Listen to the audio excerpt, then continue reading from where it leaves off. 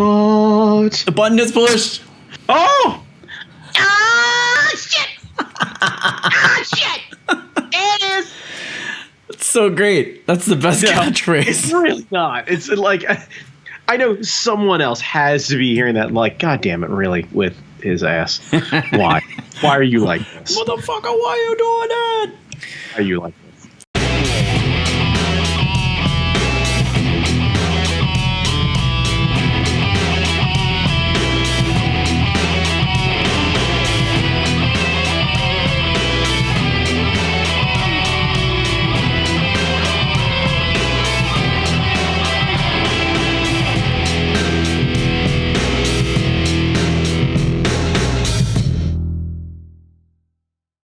All right, Brandon Chalmers, housekeeping out of the way. We are part of the Hard Knock Life podcast network. So Hard Knock Damn Media. right we are. Hard Knock Media. I said Hard Knock Life. I'm gonna get shit for that. Fuck that, Hove. Damn right. But yeah, we're part of the Hard Knock Media podcast network. Check us out, hardknockmedia.com. That's NOC as in Nerds of Color. You can check out the media page with all the other podcasts that are featured on the network. It's a great place to be. I'm so happy that we haven't gotten kicked off yet. Yeah, woo! So we must be doing something right. Stars all around. That's right. Mama said I wouldn't be anything. Look at me now. That's right, Mama. Shove it. Yeah. Shove it. That's right. Hell's prison. Ah, yeah. Oh, shit. That got kind of real. Kidding. Not but kidding. Anyway. Moving on, Brandon Chalmers. Yep. Extra punchy today, Jamie. Extra punchy. Okay. I wonder why. Future episodes. Anyway, moving on. Brandon, what have you been geeking on this past week? So I have been on a bit of a kick of. I've been seeing a ton of this across social media. A lot of people just basically trying to be less shitty to the planet. And the big thing trending right now is like getting rid of a lot of single-use plastic stuff. So things like straws and like, plastic cutlery at like, restaurants or whatever it is. And just the idea of kind of, you have a party or whatever it is, don't get a bunch of red Solo cups, get aluminum cans and koozies or something like that, something that can be recycled, or just give people actual glasses and just do dishes like a fucking adult. So because of that, I hadn't been guilty of it at work because I have I went to REI and got like one of those like reversible sport like utility sort of things where it's like like one BPA piece of plastic. It's got like a spoon on one end and then the knife. It's got like a slightly like beveled edge to be able to kind of slightly cut things or whatever it is. And like that's something that I keep at my desk, but I tend not to carry it around with me a ton of places. So I was talking about it, and one of my friends, Emily, who has an awesome Instagram page at Fangirls Are We, and she decided to do something very kind for me and bought me a full-on kit. Holy shit. That has everything. So the website is simplystraws.com, and the idea is the case itself is made from recycled plastic. Nice. So that's completely good. And then inside there are bamboo utensils that are all food grade that have been like beveled and polished and everything else like that. So you get a spoon, you get a knife, you get fork, you get a set of chopsticks. Oh shit, son, we're going to Iron Age. I know. And then you get a glass straw that also has a bottle brush inside of it. So go ahead. Is that straw bubble tea with? Can you drink bubble tea? Can you drink the bubbles out of it? No, I don't know if you can do bubble tea. That looks a little on the small side. I'll admit. I thought she liked you. In all fairness, I haven't seen any. Now, mind you, I haven't really looked that much, but I haven't seen many bubble tea straws. They make steel ones. They make steel ones. Do they make steel? Yeah, and maybe that's the difference. Maybe you want that sort of steel or whatever it is. The glass I like because it doesn't transfer any sort of flavors. Yeah, that's anyone cool. who is an aficionado of any sort of like bourbons or whiskeys or anything else like that, a flask is great, but a flask that is glass doesn't transfer any of that metal flavor into everything. I should just back the Kickstarter about that. Hopefully that'll be coming at some point in the future. Interesting. Yeah, so that's always been an adage. Like, that's why you drink whiskey out of proper glasses and you drink beer out of cans, because beer is going to end up most likely tasting like shit anyway. That's why all the fancy beers usually come in glass bottles. Could you, for a flask, I would worry about it shattering, like when you're taking it to the movie theater while you're watching X-Men to get drunk and stuff.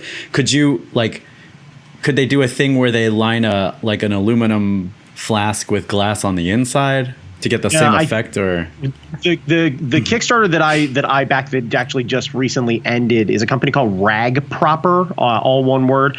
And essentially the idea was they did it in 2 different sizes and they offer 2 different versions. And the glass is like a composite sort of glass, like you see with these glass sports bottles. That's like it's able to be dropped downstairs and everything else. And it's almost like windshield style glass. Like it's designed to be intentionally strong. And then they gave you 2 options. One was a leather, like hand wrapped case on the outside if you're like super bougie and like want that weathered leather look over time where it starts to shift in, you know, your oils or whatever it is. I opted for the like rubberized outer shell. Ooh, okay. Yeah, the cool part about it is that it's got a little window there. Anyone who's ever filled a flask knows you're gonna fucking pour it all over your counter because you get the little funnel.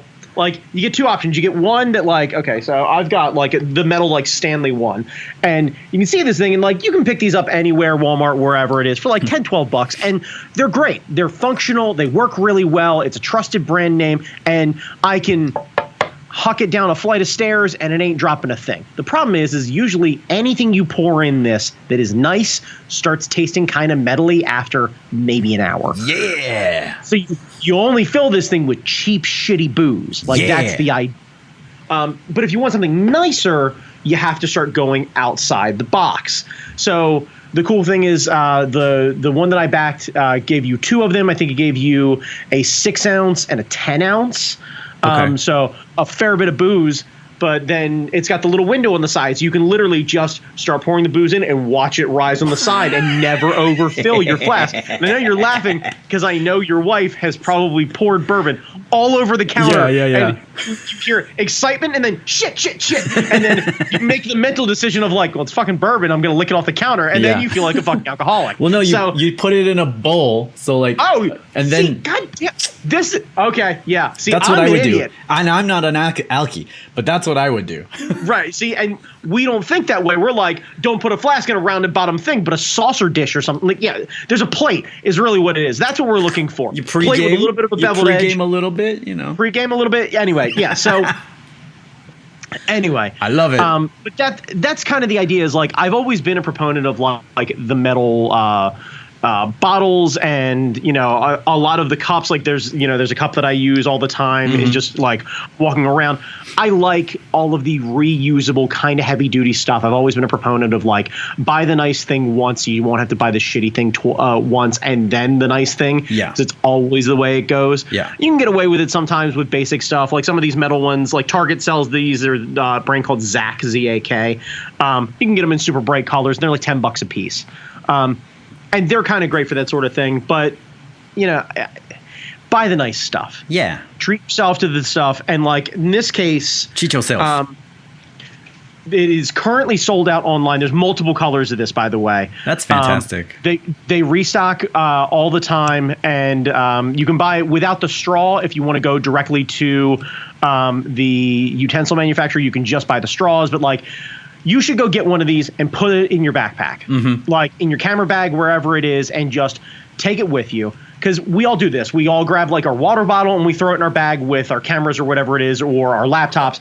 Just have this with you and know that you have it. And you even do something as simple as like you go to Taco Bell and they go to hand you the straw. You can be able to go, no, thanks. Yeah. And sure, it's only, it's just the straw. You're still using the lid for the cup and whatever it is. But like, maybe you do a little bit and everybody does a little bit and it gets a little better over time. And maybe they start to shift to paper style lids or biodegradable style lids or whatever it is over time. But the little things, I'm not trying to like fucking giving anybody a hard time about, trying to save the world and blah, blah, blah. Like I'm not doing that shit. I'm just trying to be less shitty is really the key. I think you should totally go do that. Yeah. Little things here and there, they add up to bigger things if more and more people do them, I think. So. Right. Yeah. So that's the idea. So that's why she did it. And then she saw me notice the kit that she had. And I was asking questions. And just one day she randomly dropped it on my desk. It was like, hey, here you go. I got you one. And it was like, that's rad. And now I'm telling everybody else I'm probably going to buy one or two for some people. So pay it forward. Like, get the thing. And then once people have the thing, they'll put it in their bag and they'll have it when they go somewhere. Instead of using their utensils, they'll use this stuff, and then they'll be able to be less shitty to each other. We actually bought a set of silicone bubble tea straws because we go to bubble tea like maybe every week, and there's no reason for us to get the straws that they have there. The only problem with the silicone straws is there's no edge. So if they give you the plastic, you can't stab it with the bubble tea, but you have keys. Pocket knife, man. Yeah. You gotta carry a pocket knife. Yeah, so we stab it with our keys and stuff like that. That's the idea. You need a silicone straw and a knife, and then you just gotta basically just fucking and then bam, and also a tracheotomy if someone is bam, that's the idea. silicone straw right there. Not necessarily great if you're on like military bases or government facilities or flying much, but most of us aren't and can carry a small pocket knife. It's a world changer. It's a $15 purchase. Do it for yourself. Yeah. Yeah. That's awesome. So anyway, that's what I've been geeking out about. And like I was really honestly impressed with it just because it was an incredibly kind gift just out of nowhere. Yeah. But the idea of it now using it, and I've been using it for the last couple of days, and it's like, this is an incredibly practical thing, and that's really rad. So, yeah. I like it. It's a great idea. Yeah. So what have you been geeking out about? Vamp for a little bit. I just got to go over here. Oh, Jesus Christ. Okay, so he's reaching in for something. I'm confused what we're doing. Okay, it's definitely not a guitar. I thought it was maybe going to be a guitar or something else like that. The package was surprisingly small. When you decided to reach down, I was like, how big can it really be? Oh, hang on. Photo? Oh, okay. Hang on. It's actually much larger than what I thought. Is this the speed light? No, this is. If this was a speed light, Jesus Christ, I could light up an entire fucking neighborhood. What are we? Okay, so he's got some sort of sack for our audio listeners out there. Yeah. He's got some sort of sack, and then wait, hang on. Is that the Peak Design? No. This is not a $600 fucking tripod. This is I think it's like $120 tripod. God damn, girl. But it's a travel tripod. So like it flips up like this, and it's travel tripods. Yeah. They call them a travel tripod. Right, but like if you don't have a travel tripod, then you basically just have a deck, is what you're saying. Like that's but it flips out like this. It's got the rubber roller here for to let it go. It's got a hook for your bag or whatever. Oh wow, okay. It's got a ball head, so it swivels around. Wow. I can hear the metal in that thing too. Like that's a nice quality piece you got going on there, bro. Oh yeah. Because my dad has a old video tripod that is very nice. It's high quality, but over the years, the rubber on the feet has rotted away. Okay. And it's so old. The company's out of business. No one makes replacement rubber nibs, and there are a couple of different solutions to do it, but I needed something that was lightweight and easy to get into tight corners because because I've decided to add more fucking jobs to my fucking title business card. I've decided that I want to try to get into real estate photography. So anytime you see a house listing, there's always photos of the inside of the house, and they're always terrible and poorly lit or overprocessed and look like shit. And so I figure if people are willing to pay some asshole to take a camera into a house, take a bunch of photos, I could be that asshole. Yeah, you could. So I wanted a tripod that was lightweight, that I could carry around easily, and that could, adjust and fit into like closets or bathrooms, or, go up and down and that kind of thing. And my dad's tripod has a video head on it, and a video head has this long ass handle so that you can do like pans and up and down and shit. Right. But if you're trying to shoot a shitty closet or a bathroom, that ain't gonna happen. You don't need that. Yeah. No. So I've already shot 2 houses with this thing. Nice. And it's a godsend. So at what point are you getting a remote trigger so this way you don't physically have to be in behind the camera? Or did I already get ahead of you and you already have one? I already have a remote trigger. Okay. So like long story, I guess. This year, 2019, I decided that I wanted to do more of my art vlog. And I wanted to add some production value to it. So I had a DSLR.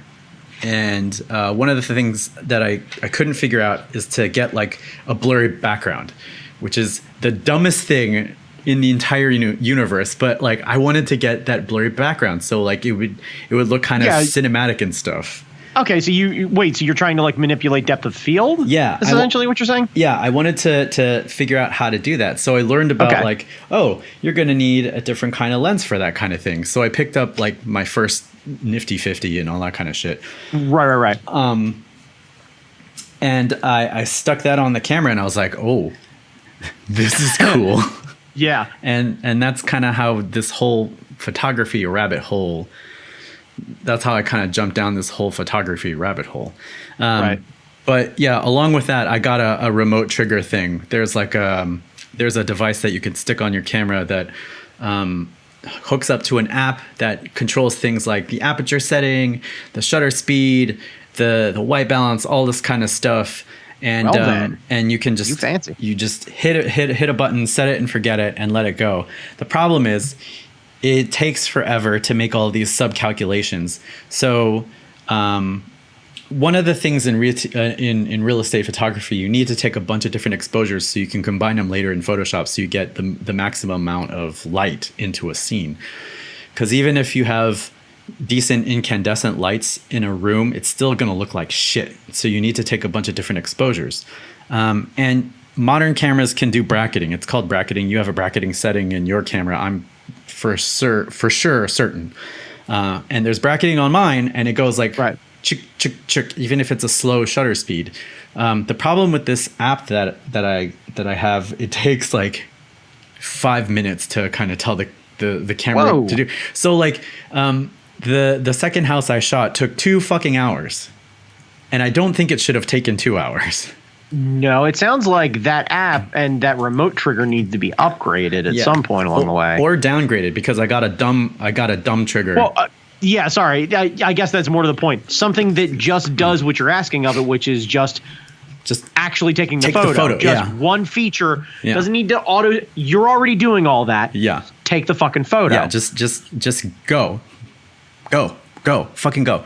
So I got back after that one, and I was like, I need to get the old manual trigger because I don't want to add more batteries to my kit. So there's a manual trigger that goes along with the Nikon systems. Cool. All right. So the new one is like the nice little cute remote thing with the cell phone batteries, and I'm like, motherfucker, I don't need to like get a stack of watch batteries. No. If something simple that works. Is it actually like a cable that plugs into the thing? Yeah, it's a cable that plugs to your camera. Yeah, I like that.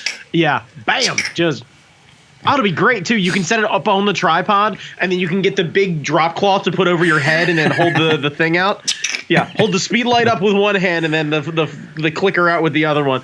Just have Johnny stand behind you with a smoke bomb. Just boom. I didn't use flash because because I talked to Johnny about it, our good friend Johnny Shryock Photography. He does corporate headshots, but he was saying that like using a speed light indoors, you're going to get bounces all around, and if you don't know what you're doing and you can't control the light like you want to, and you don't have like a full rig set up, a speed light's probably going to do more harm than good. So I was like, that sounds good. I'll just set a long exposure and don't get in the shot.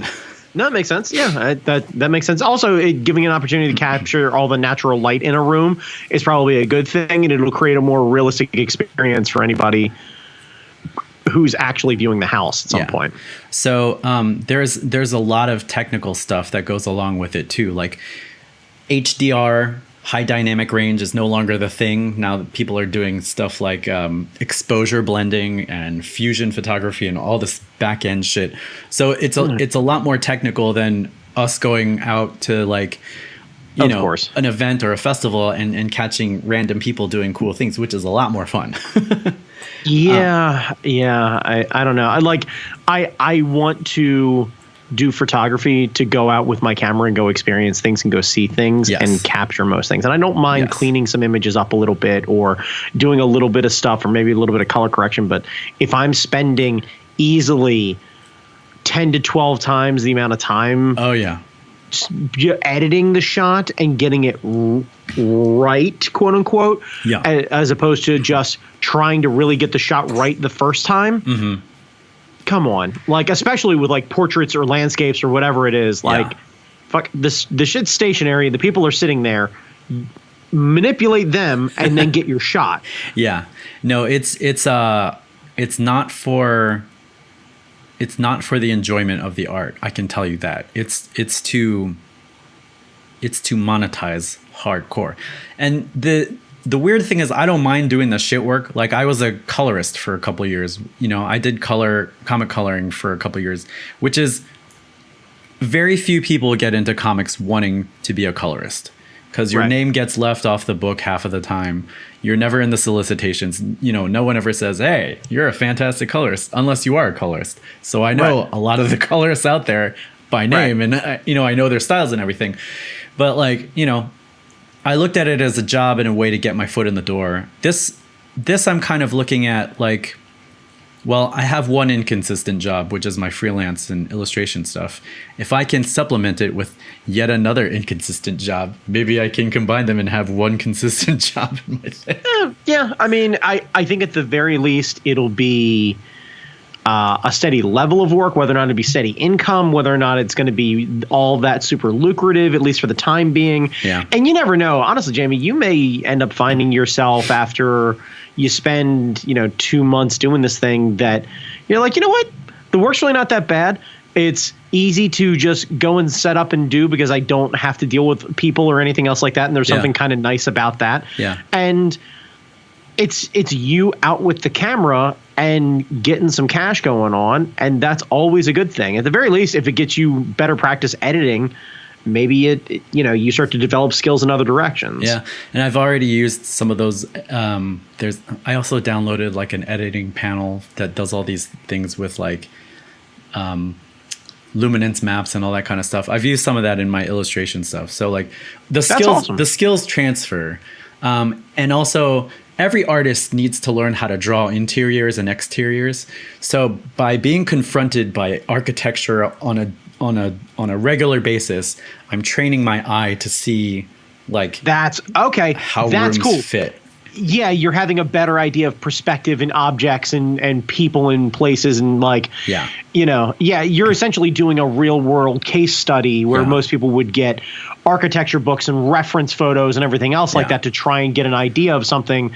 You're experiencing it constantly in a lot of different environments and dealing with people's different design aesthetics and all sorts of things. So like I imagine that's got to be kind of interesting. And I get my own reference photos, so that's great. There you go. Yeah, I mean, right. That's what I'm saying is like literally you could just be like, you could put together a hit list of like bedrooms or bathrooms or whatever it is and have a ton of like really cool reference stuff of going, wait, I remember there was this old house in wherever it is. Yeah, and like it had this really kitschy, cool like 50s bathroom.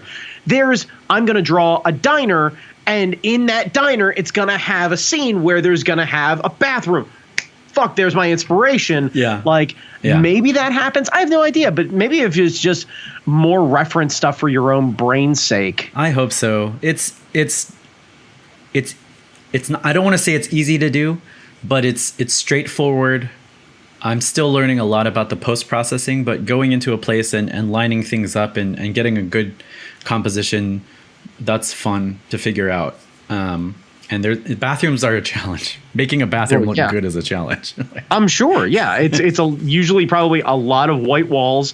Yeah, a lot of hidden shadows. Yeah, and trying to make a room that is usually designed like a closet look spacious and inviting, and also working around mirrors and glass edges and also and like glass surfaces, and trying not to be in those shots. Yeah, thank God I have Photoshop because I've already painted myself out of a couple of things. So I've already done that. Probably the question of like, wait, where are you? Like, where am I indeed? Yeah, a lady never kisses and tells. That's right.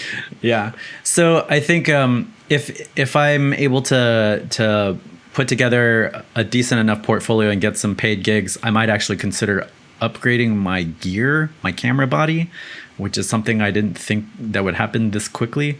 But we'll see how things shake out. Yeah, I mean, like you and I talked about before, don't put good money after bad, but at the same time, if this is even just an end to the means, like if you're going to do this thing and then take a portion of it to put toward the camera body, because the camera body is ultimately something that you want to then be able to do other shoots to be able to earn more money. Oh yeah. Okay, that's an investment in yourself. These things make sense. Yeah. And you can get a cool toy to go along with it. That's always fun. Oh yeah. But yeah, like that totally makes sense. So I get that idea. That seems rad. And the nice thing about modern cameras, I was talking to my friend Johnny, is that like they can collect a wide dynamic range. Like some of the older cameras, you needed to shoot multiple exposures, but like with a lot of modern cameras, a lot of full frame sensors, a lot of new stuff, you can just set the like you can underexpose by a lot.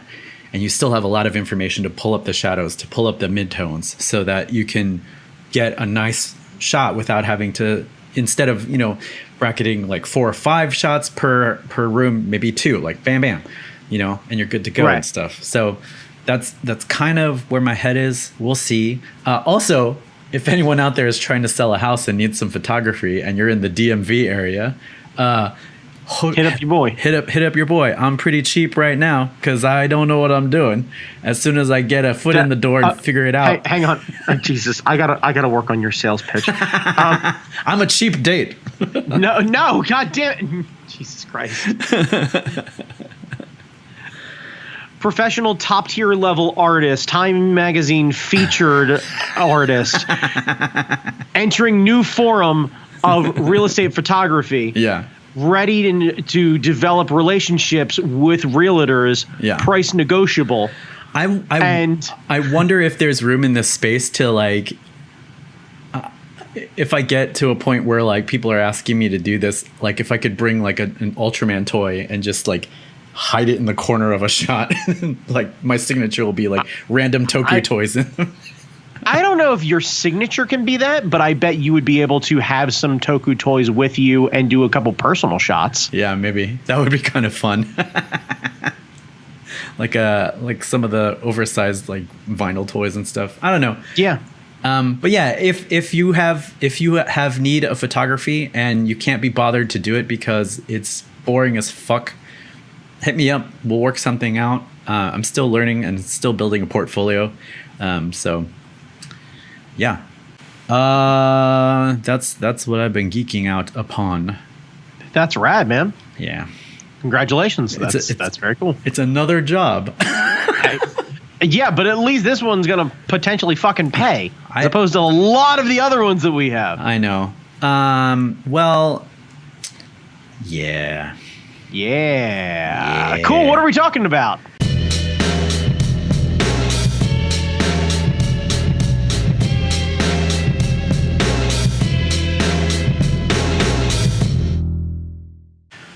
Like this week. I want to talk about food, and I thought I was going to keep it at like bad Chinese food. Why is Chinese food so bad? Why can't?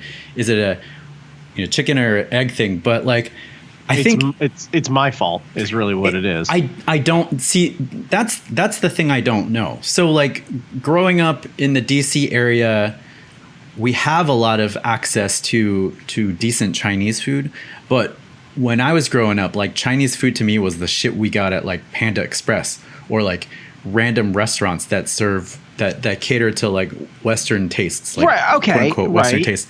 So my experience of Chinese food feels like a typical American experience of Chinese food. And it's only until recent years that I've been much more discerning about it, because I've decided to go out to like, you know, Sichuan Jin River and to some of these random odd places that serve a more ethnic version of Chinese food. And I'm wondering, like, you know, is the fact that like people are so used to Americanized Chinese food that's their what? Well, okay. One, yes. Right.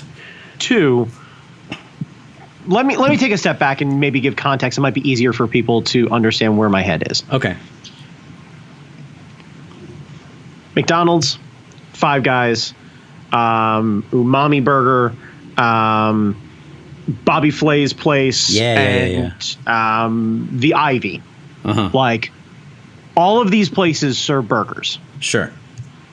All of them serve a different series or style or type or flavor profile of essentially a beef patty in between two pieces of bread. Sure.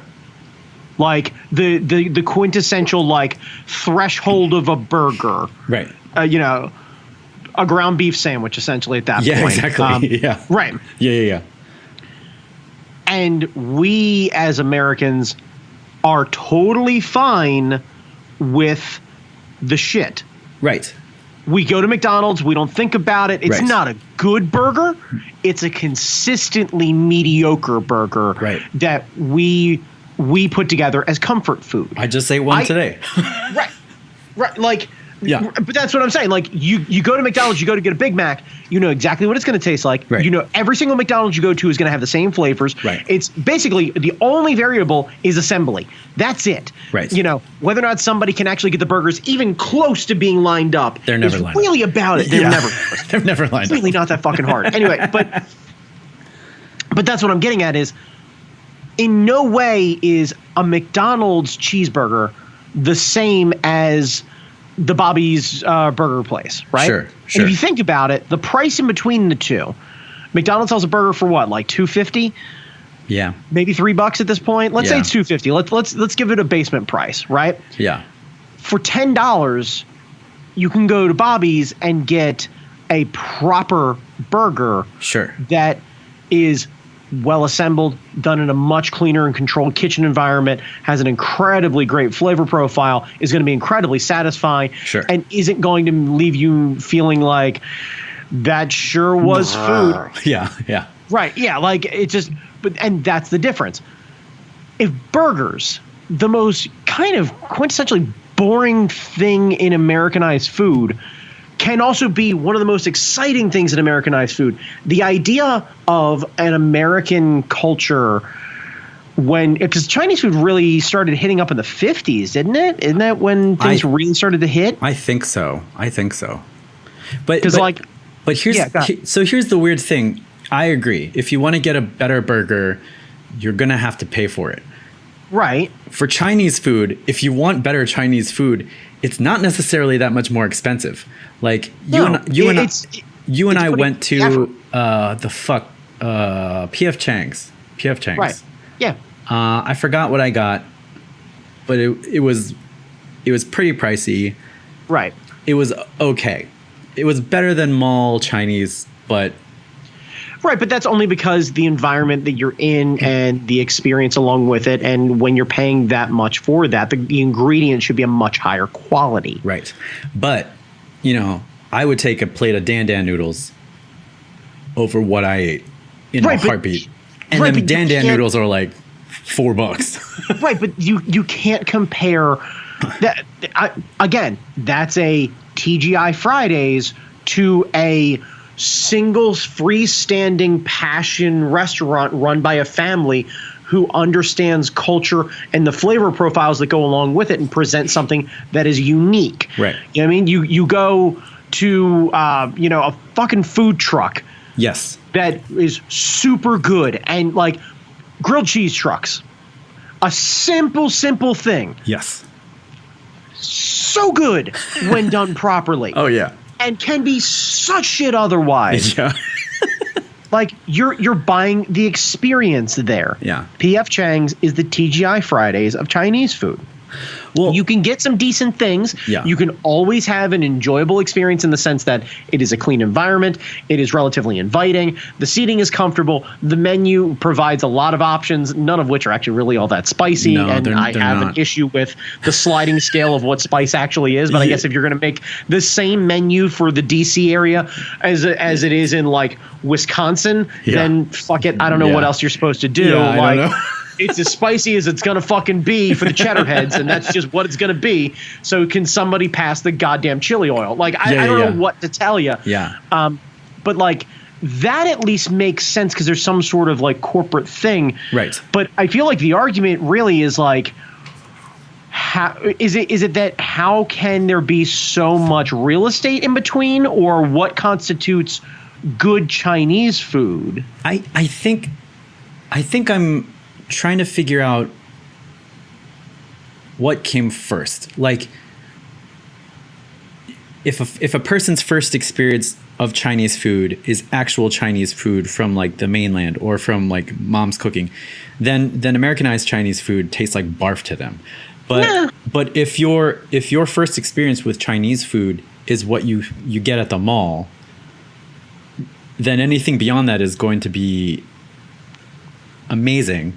I guess. Well, that's not necessarily true. Well, that's not true, right? Because like we had that banquet at Keith's place, right, with Keith's family, and there was stuff that you and I could not do.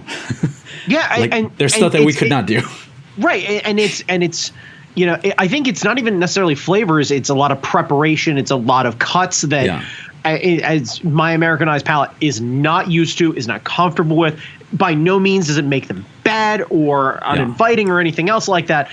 It's one of those things where it's just, for me, that ain't my jam. But Americanized Chinese food is so sugary that like it's a little. I don't know who the general actually was. Like I thought that it's a completely made up character. If I'm not mistaken, he was made up, or he had crippling diabetes. Maybe, yeah.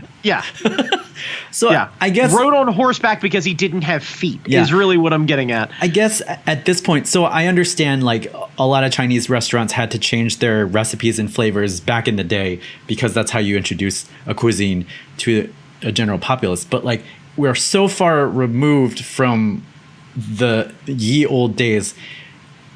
Is it possible?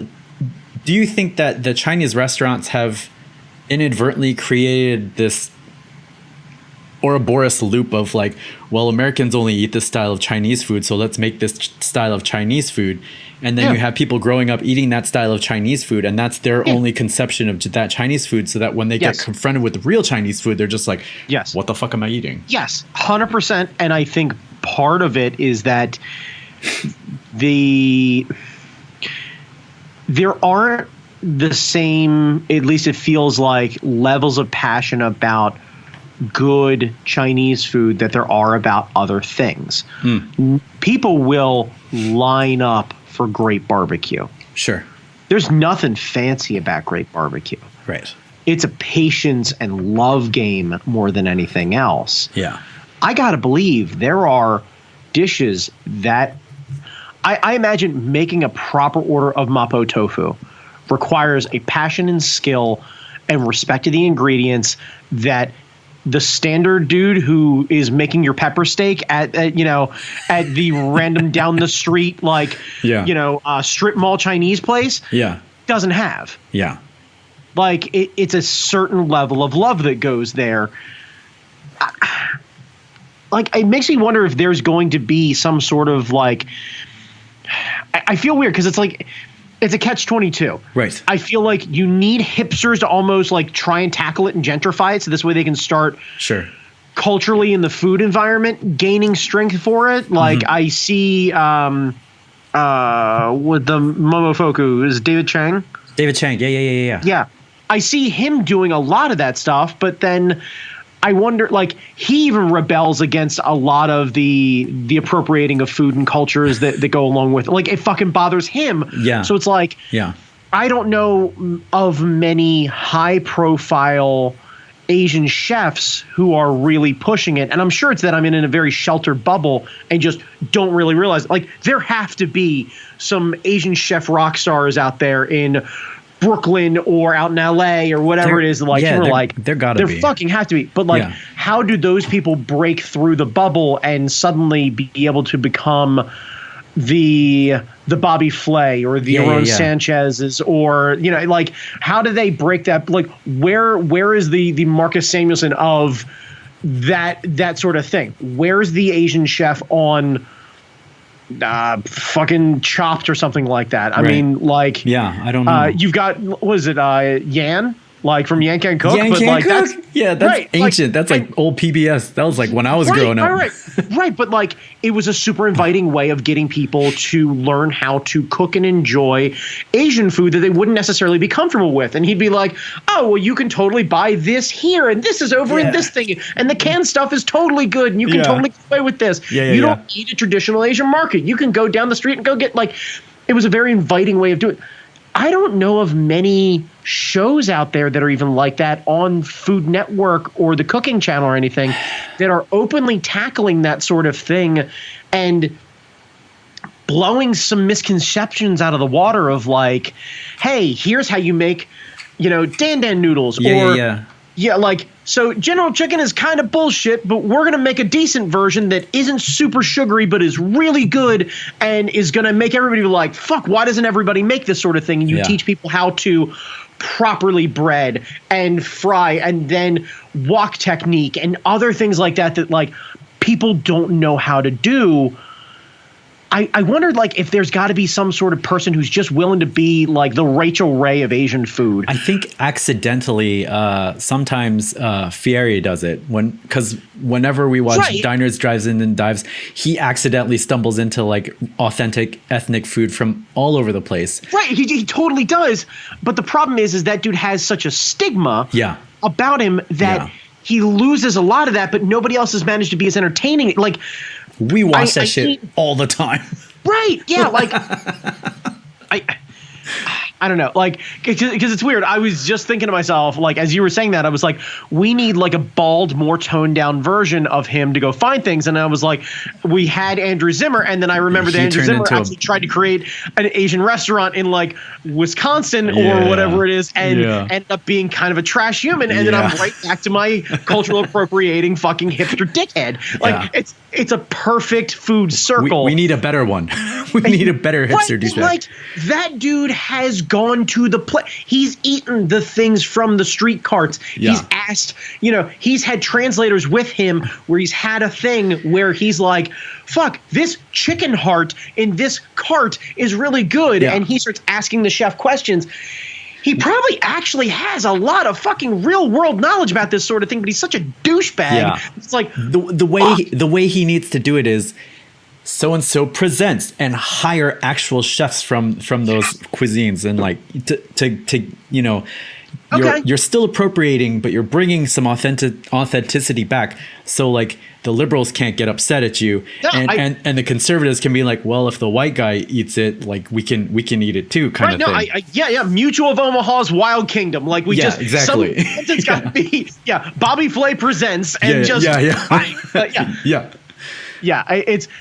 maybe it's like I don't know, Frosted Tip Productions or something, like Guy Fieri's production company, like just brings on some dude who just does not give a fuck and is a super badass. Now I'm realizing there is a guy who's on. I'm never gonna find his name. keep going, because now I'm remembering that there is a guy who shows up on like Guy's Grocery Games a couple times. Oh, fun. Who's a shorter Asian guy, and I'm blanking on his name right now, and I don't want to be a shithead. Keep talking. Well, because I feel like ramen houses are popping up all over the place, and people now realize that ramen is not just like the top ramen that you got in college or anything like that. And I was trying to figure out, because this not only sprung from the fact that you and I went to I can't even remember. I keep wanting to think Shea Wong's, but it was P.F. Chang's. We went to P.F. Chang's, and then this past weekend there's a Chinese restaurant near where my in-laws live that's like Miss Chen's, and They've never gone, and it looks ratty, but it's been there the entire time they've been there. So it's been around for like 35 years. So I was like, fuck it, I'm gonna go to Miss Chen's. They've been here for a reason. They've got to have something decent, and my thinking was, I'm gonna order something that not a whole lot of people are going to order, just in case they have actual, like, you know, traditional Chinese flavors in there. You just have to seek it out. And I ordered the double cooked pork, and it still had that syrupy sweet taste to it. It still had it had a lot of vegetables, which was surprising, but it still had that syrupy sweet taste that you associate with like mall Chinese or the PF Chang's Chinese and all that kind of stuff. And I was like, fuck. I thought there was a diamond in the rough down the street from where Audrey grew up, and I was sorely mistaken. There is Jet Tila. Jet Tila. That's the dude. That's the dude. Yeah, I was looking to see yada yada yada yada yada.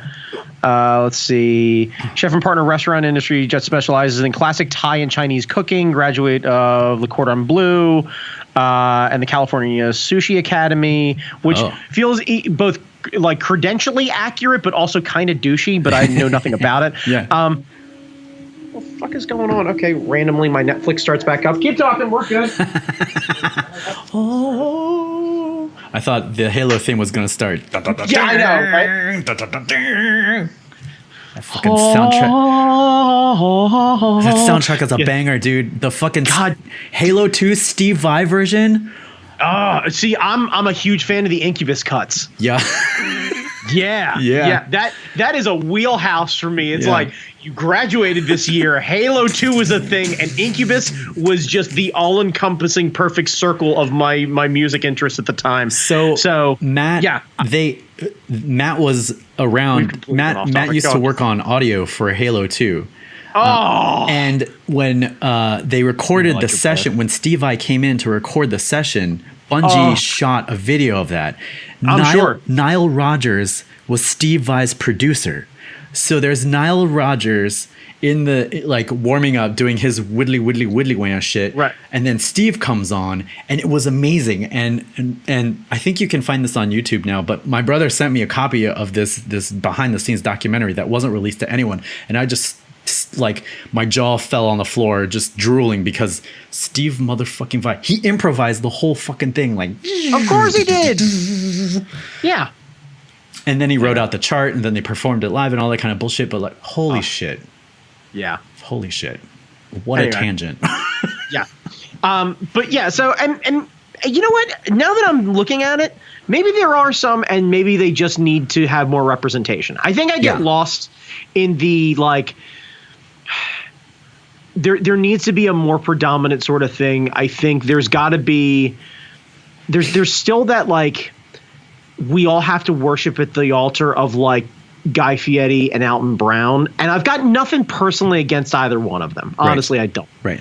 But Good Eats is the there bomb. Shouldn't be marathon after marathon of Triple D or Guys Grocery Games. There's got to be some other shows out there. Mm-hmm.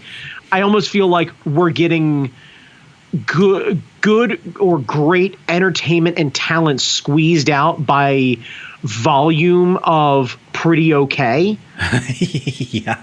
You know what I mean? That's it's true, not that Triple D isn't interesting or isn't amusing to watch, or Guys Grocery Games isn't interesting and or amusing to watch. And at least Guys is highlighting other chefs from other backgrounds and really giving an opportunity for that. So there is a bit of that, but where are is it that cooking shows are boring now? Maybe. I don't know. All I know is cooking shows saved my sanity. When I got divorced, I watched nothing but Food Network 24/7. Oh, see, I would be no more good with that. Giada was on, and I was like, yeah, Giada, tell me how to cook this food that you never fucking eat. Yes, seriously. But I don't know. I like process shows. I like watching people make a thing, and maybe I'm in the minority, but I like watching people make a thing, whether it's food or a bike or a house or a fucking. Yeah, and for me, it's a bit of that, but I remember watching. It was like an old episode of like Bourdain's No Reservations or something, where he was at like a friend's restaurant. Bourdain was doing that shit. Bourdain was doing that shit, and he would talk like he did this segment where he talked about making the perfect scrambled egg, and the idea of like the pan size, the heat that you're looking for, how much butter, what's really required. A technique that goes with it where it's like, don't crack the egg directly in the pan, crack it into a ramekin, then slowly pour it into the pan. If you want to actually make something, don't be worried about fucking washing another dish. You're an adult. Like those little things of like, don't use a fork to whisk or anything else. Or sorry, use a fork to whisk, but like use a certain technique when you're going to end up having it in the pan. Use a rubber spatula so this way you don't carve the egg up or carve the pan up. Like these little things, those sort of things are super interesting to me. Oh yeah, basic stuff. Like he did another one where he made like pasta with red sauce, simple pasta with red sauce, and the idea of like appreciating food at its most core and teaching people how to be like, hey, so I'm going to teach you how to make a 4-ingredient meal that isn't going to break the bank. And the big thing is technique and care. You know what I mean? Like I'd love for somebody to show people how to properly fry bacon. Ooh. The arguments or merits of oven versus pan. How big of a pan do you need? What's the best heat? Do you start in a cold pan or a hot pan? Do you grease it beforehand? Like, what's the technique that's best? How do you keep it from like waving up too much when it's not in the oven, when it's in a pan? Yeah. What's the technique? I want that now. those little things I think would be super useful to see. Yeah. Where it's like making you a better chef in 30 minutes or less. Hazel would fucking watch people make bacon. Right, and that's what I'm saying. Like there's an episode, simple one about like bacon and eggs or oatmeal. How to make a proper oatmeal, and you just like, okay, here's what you're looking for. You get your store brand oats, you get this, you get that. How do you properly care for it? And then like that versus like overnight oats, and you make a proper one. And you just do a series of like simple stuff. How to make a proper grilled cheese. Most people don't realize best way to do it is mayonnaise, not butter. Oh. Because all you're looking for is fat and oil on the outside of the bread to fry with. Butter always, like unless you heat it, butter will never spread the way that you want it to, and it ends up end up having these like crags all over the place. And then you're trying to spread it across everything. You got to heat the butter. Fuck that. Go get a little mayo and just put a nice shine on the bottom of the bread. And then put it in a medium heat pan and never go any higher than medium heat. A grilled cheese is something that should be respected and loved. You fucking squish that bread, you turn that heat up too much, I'm showing up to your door. God damn it, I'm showing up to your door. Yeah. Yeah, you deserve better. Also, get a decently thick bread. You go pulling Wonder Bread out of that fucking bag, don't do that to yourself. You're an adult, get some proper bread. But so yeah, like we need those sort of things. We need yan. We need like a new we need new yan. I need new yan, or I need like a series, like, and that's the thing is, I'd love to see just a series of them, like a Netflix show. It's just a series of them where you go and like, it's a French chef teaching you the merits of a way to cook a steak in a pan with butter, the way that you should do it. And then you go to Yan or Jet Tila or David Chang or whatever it is, and they teach you how to make dumplings. And they teach you how to make the most basic Chinese food shit that you can totally make. Like, how do you stir fry? Most people don't understand a simple one. Like, here's what we're going to do. We're going to do chicken. You're going to want these things as a simple sauce that you're going to create. The proper how to cut an onion the right way. How to dice a green pepper the right way. Yeah. Like, those things to be able to help cooking properly. There's a certain way to cut that sort of thing where they end up becoming soft, but not so soft that they're like falling apart, but not so firm that you're crunching into. Like, you need that middle ground. Those sort of techniques are super important, and everybody could use them. I feel like Food Network has lost its way because I think early days they did a lot of that shit. They did a lot of that shit. Well, like Alton Brown used to do that shit. Like, I know I was just getting shit about Good Eats. It was amazing. Yeah. Yeah, I need a bit of that, and I need it done by chefs in the know. Yes. I need somebody to go, hey, so here's what you want to make street tacos at home. Here's what you really need to make a street taco. Here's what you really need to make an Americanized taco. Yeah. And teach people the difference of like, here's what you do. You need to buy flank steak. You need to make it to this type and do it this way.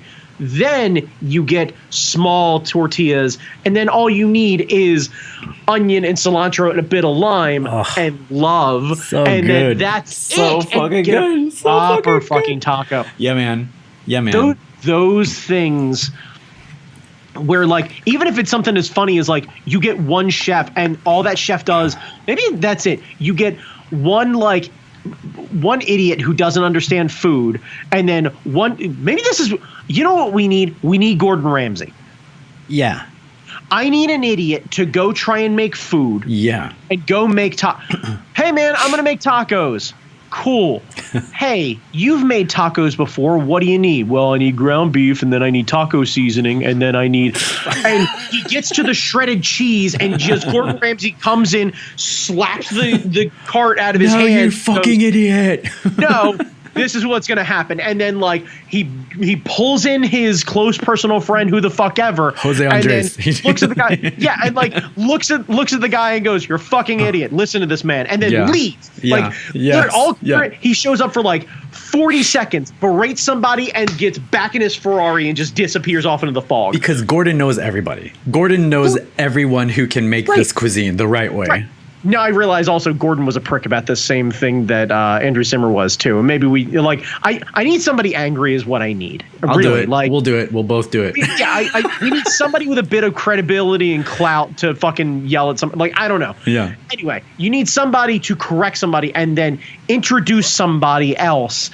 Like, yeah, it's almost like Adam Ruins Everything, but for food. Yeah, I think that would be fun because I feel like And it's not to put down the current state of Chinese food. No. Because I like that shit. Like, I will go to a mall and I will eat a Panda Express. Like, I do not give a fuck. It is comfort food. You understand exactly what it is. You're not confused about it. But at the same time, you know when you're digging your plastic fork into the $6 accoutrement of browns and like maroon colored meat. yeah when it's way too brown rice and then the occasional pea and then maroon colored mystery meat that they claim is bourbon chicken. I don't even know what bourbon. What is it, a dude named Bourbon? Or they actually break the Steve bottles? Bourbon. Bourbon Johnson. Like, was this some Asian guy saw some guy making chicken with bourbon, was like, we can fucking take this like right now.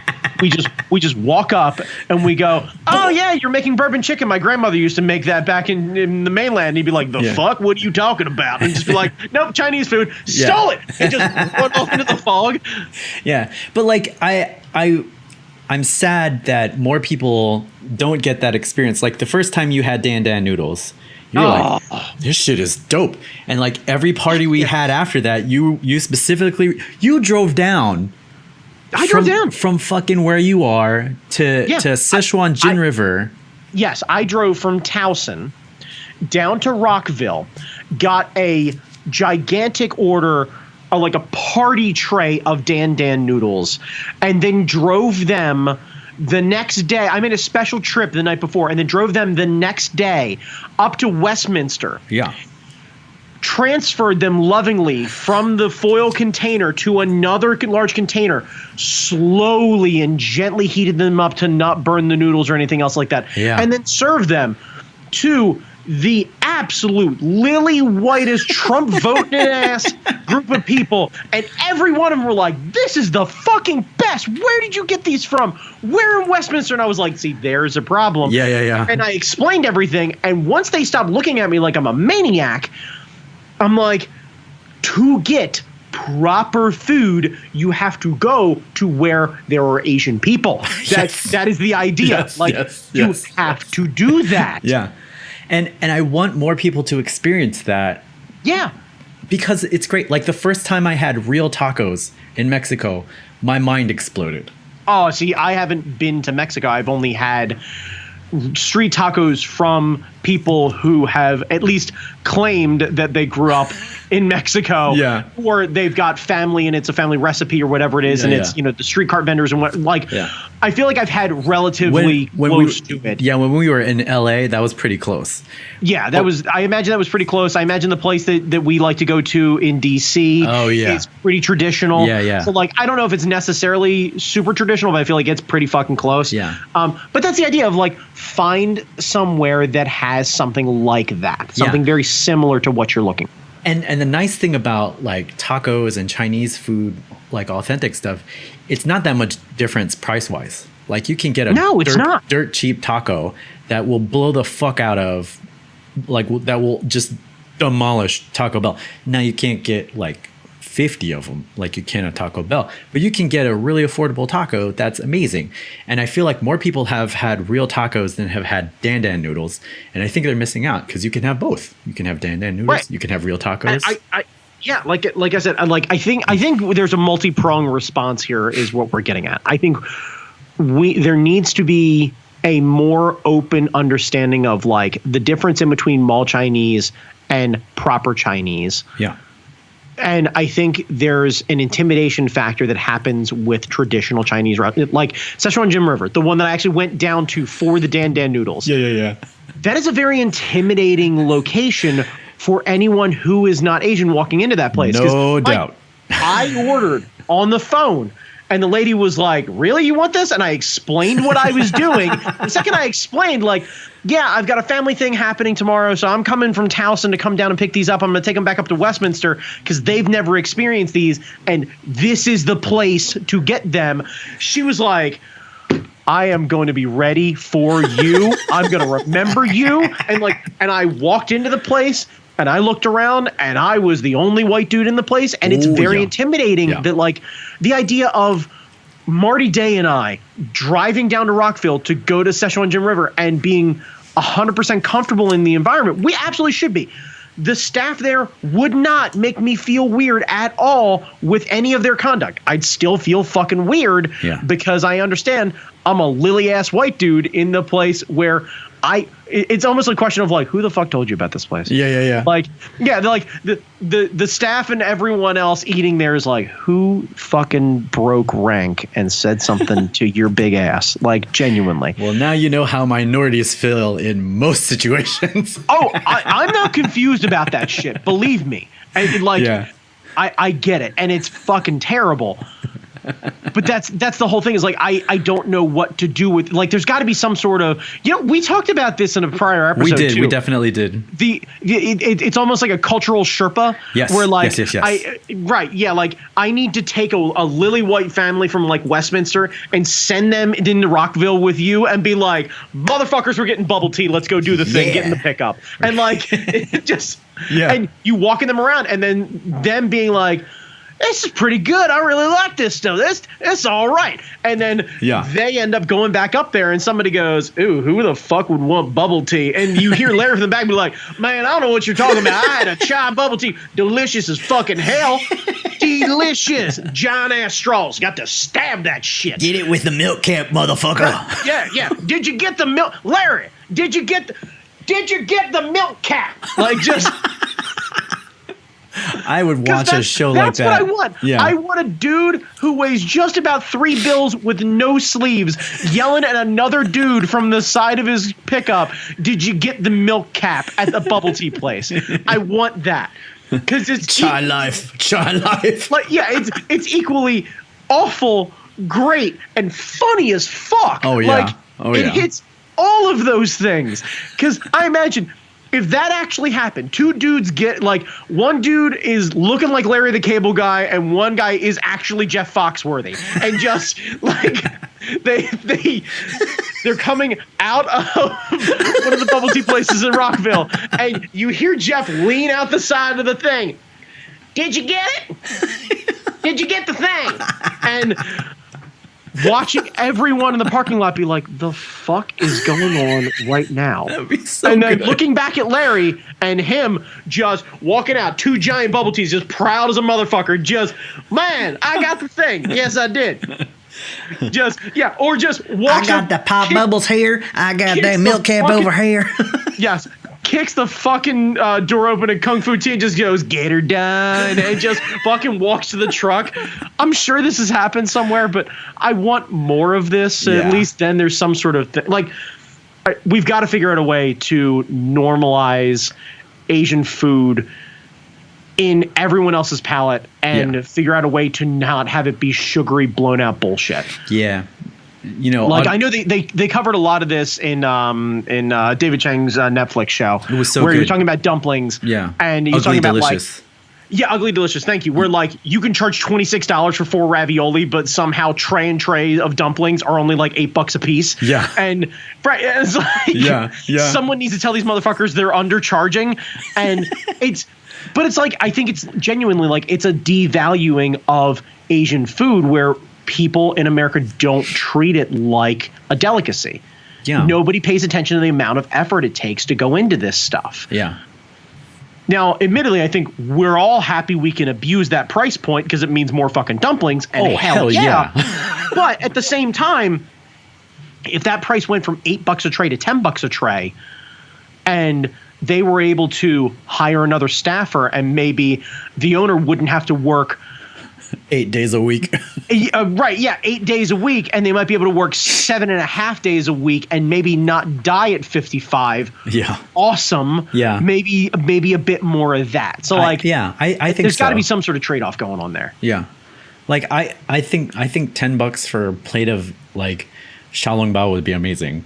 You get them for like 6, but I would pay the 10. I would pay the 10. I don't.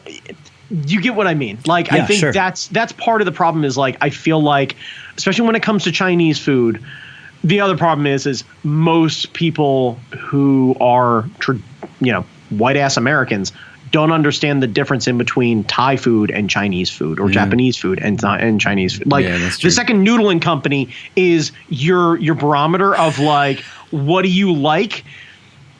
Yeah. Like, did you know that Noodle Company does tasting menus? Brandon Chalmers, when I was working on Earthworld, we went to Noodle and Company so many times. The owner one day came out to us and said, "Hey, would you guys like a tasting menu?" And we're like, "What the fuck are you talking about?"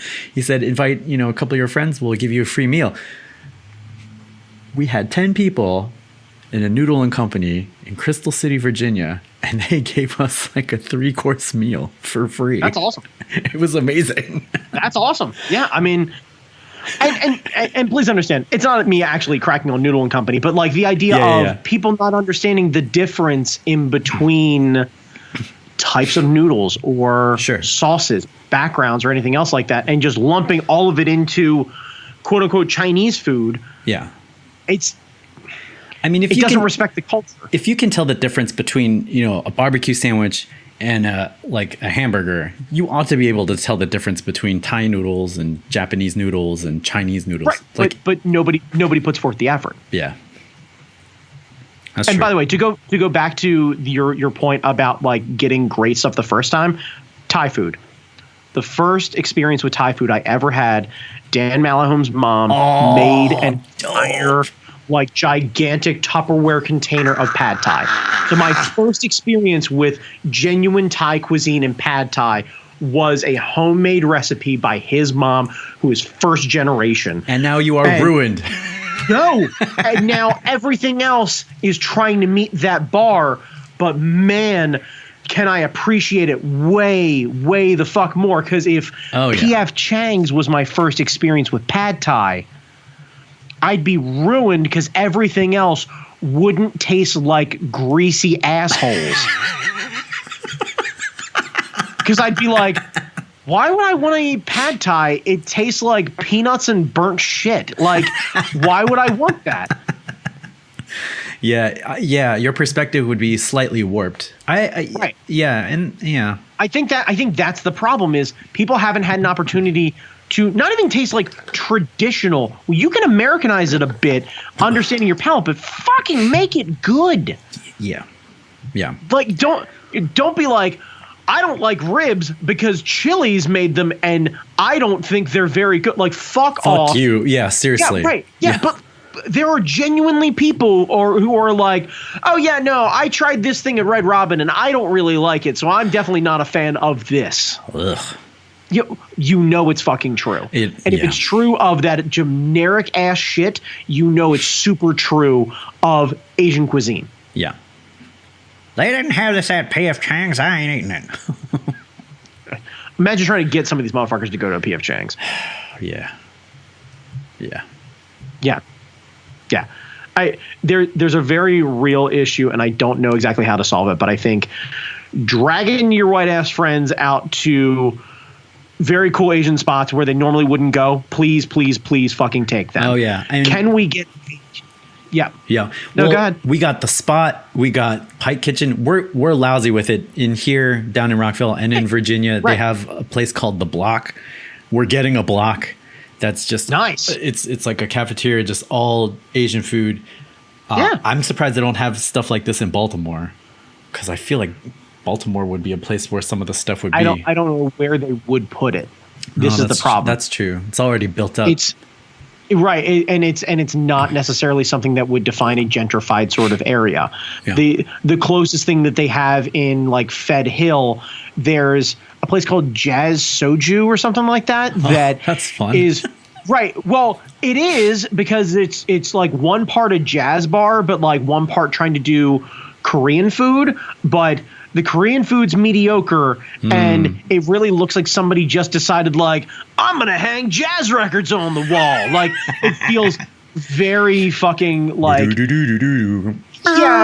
Yeah, some dude named Kyle, like, has a fucking love of fedoras and, like, date rape, and this is what his thing is. Oh, God. Yeah, somebody wants to play Miles Davis and make you mediocre ass chicken is really what it is. Right, but like that place, as kitschy as it is, can't fucking do anything and can't get out of its own way. I don't know if that area is really supportive enough of it, and if you get down into like near Micah, I don't think that the area is nice enough, or their clientele is interested enough in having traditional Asian food down there. I think it thrives in Rockville because there's an Asian community there. Yeah, we have a lot of Asian people. If you want the experience, go to the experience. Sure. Like, we're totally fine with it when it's, you want Greek food, you go to Greektown. When you want Italian food, you go to Little Italy. Like, there's no confusion about that. It's totally fine. Why is it that Asian food is any different? Yeah, that's a good question. I don't see anything wrong with it. The idea of going, oh, okay, yeah, I want traditional Asian food. Where do I need to go? Well, okay, there might be some place around where I am in the greater Baltimore area that is pretty good. But if I know if I really want it and I want a couple different experiences, I'm going down to Rockville. Just am. Yeah. Hell yeah. Like, that's just what it is. And that's totally fine. I think people got to be willing to travel a little bit. Yeah, I think so. All right. So let's recap this motherfucker. So we're talking about take your friends to, if you've had an awesome Asian food experience, take your friends. Yeah, absolutely. There needs to be a TV show or more TV shows with Asian chefs and getting them a more pronounced location. Some sort of instructional show with some sort of shouty asshole. Yes. Basically yelling at people and teach you how to properly cook. Yes. That probably having really good traditional stuff the first time isn't going to ruin you. There's nothing wrong with mall Chinese, so long as you understand it's not the end all be all Chinese food. Yeah, it'll fill you up. Sometimes. Know the difference of where you are and what you're eating. Mm-hmm. There's a big, like I said, there's a big difference in between a Michelin star chef making you a burger and the kid at McDonald's. Right. Know this. They're both making you burgers. Right. Make no mistake. Right. But there's a fucking difference. Yeah. Mall Chinese is somewhere probably north of McDonald's, but not a ton. Not north. a lot. They got more vegetables than McDonald's. That's fair. I'll give them that. But yeah, that's the idea. So I don't know if there's anything to really fix other than I think maybe an encouragement of there's got to be some more. Yeah. Some more. There's got to be more. There's more. And if you feel intimidated going into a Chinese restaurant with all Chinese people, they want your money. That's the other part. Right. Just go in and pay them to feed you. Absolutely. By the way, the other thing is too, go in with a complimentary attitude. Yeah. I wouldn't feel comfortable going to Szechuan Jim River myself. I know this because I am relatively convinced that they're like, he is not interested in it. He's going to mispronounce everything. He's going to scoff at whatever the fuck we're going to feed him, and he's not going to tip well. Yeah. And I understand that. I get it. Yeah. By coming in, by calling the lady who I believe is the owner or one of the lady who runs the place, and complimenting her right out of the gate, I immediately set a tone of when I walked in, there's no confusion who I was, and you're the guy. Right? Yeah, and immediately was super nice and super happy and was joking around with me. And I'm pretty convinced if I walked back in and I mentioned that story, she'd be like, the guy, hey, come on, sit down. Let's go do go ahead and enjoy the thing. And I would have a much different experience than some random dude walking in off the street. Yeah. Come in with a curious and positive attitude about the place. With your eaten face. Whether you've heard about it or not, that white lie, ironic, of oh yeah, I heard this place is really amazing. I really want to try it. What do you recommend? That sort of attitude goes a long way. And you'll get the real menu. You won't get the bullshit menu. You'll get the real menu. Even if you get the bullshit menu, at least be honest with them. I like spice, but I don't want to get killed. I've never had this experience. What are the things that are there? And ask about things. Ask about what's the cut of meat? How is it prepared? Ask these questions. Be comfortable with it. Don't wait and be vague about it and then have a bowl of something come out to you and you go, ugh, and then you pick around whatever it is. And you eat 6 fucking, pieces of potato or whatever the fuck it is. And then you're like, I'm good. Being curious and asking thoughtful questions is a great way to get people excited to serve you or to give recommendations. They'll be like, well, you should try this. You should try this. You should try this. And I think we need more, just more. Yep. More. Yeah. Yep. And you know what? While we're at it, because we already brought that up, be curious to your servers and then be respectful of your servers. They deal with your shit all day. Oh, yes. All right. Jamie Noguchi. Where can they find you? You can find me on Instagram, Jamie Noguchi, on Twitter, Angry Zen Master, on Facebook. But if I haven't met you in person, I probably won't follow you. And then here on the YouTubes, on the podcast, all that kind of stuff. Yep. Brandon Chalmers, where can they find you? On Instagram at that guy Chalmers, and hopefully I'll be firing back up the Instagram machine relatively soon. I've been taking a break for a bit, so hopefully get back on that. On Facebook as well. If you want to reach out to me, just let me know who you are. I can't promise I'll follow you back, or maybe I'll friend you, but maybe I won't follow you because I don't want to. I don't want to be a fucking internet troll. I'm happy to be friends with people, but I don't want to be an internet troll. You like fighting too. You'll fight a motherfucker. Who the fuck it is. I will absolutely fight a motherfucker. Got into that shit the other day. Anyway, don't do that. I will 100% fight a motherfucker. Condescending ass college graduate douchebag trying to fucking justify the fucking pay gap in between men. Fuck you. Oh no. Anyway, I think I saw that one. Oh fuck that. Oh yeah. You did. And related to somebody who was also jumping in on that. Multiple people who were related to that person jumping on that dude. Super awkward. Anyway, I don't know. It's not officially announced by the website, but we could talk about it, I guess. San Diego Comic-Con, Brandon Chalmers is not going to be there, but his presence will not be unfelt because Brandon, me, and our buddy Phil Chan of Digital Pimp, we have an exclusive San Diego shirt coming out. It's called It's Right Not Fight. It's from our brand that we're starting off Draw right now. Sometimes you'll see me wearing. I'm wearing my Taco Cat shirt, but sometimes I'm sporting that kind of thing. You've got the bracelet on right now. Yeah. Of Draw right now. I gotta fucking do it bracelet. You got the bracelet. All right, fine, whatever. But anyway, we're doing a soft launch at San Diego Comic-Con. After that, you're going to be hearing a lot from us. We're going to be like branding the shit out of ourselves. We're going to be wearing merch like a motherfucker. Like we'll have banners and stuff. But yeah, so if you're interested in checking out what we got, just follow us on our socials. We'll be pimping it out as soon as possible. We got a month till the show. So I'm fucking hyped. I don't know if you're hyped about it, but I'm hyped about it. I'm excited for your excitement because I won't physically be there, so I'm not going to have the same level of like, holy fucking shit. But then again, I'm not the biggest con person to start with, so that's totally fine. But I'm excited to be trying something new, and I'm excited to put some cool stuff out there and see where it lands. And I think it's a cool message, and I think it's a rad design. So it's going to be a lot of fun. You guys should totally check it out.